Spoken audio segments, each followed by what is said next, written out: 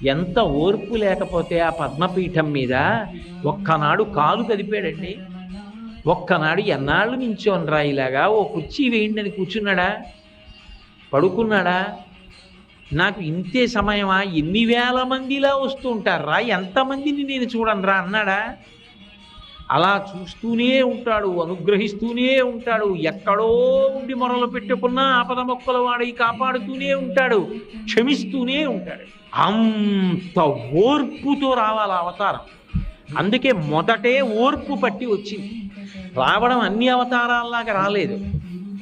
భృగువు వెళ్ళి తంతే సహించి బయలుదేరాడు. అందుకే మీరు చూడండి, మొదట దయ కలుగుతుంది ఎప్పుడు మనిషికి.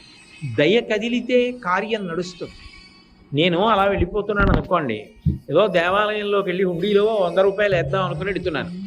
వెడుతుంటే ఒక పిల్ల తల్లి కంఠం పట్టుకుని గట్టి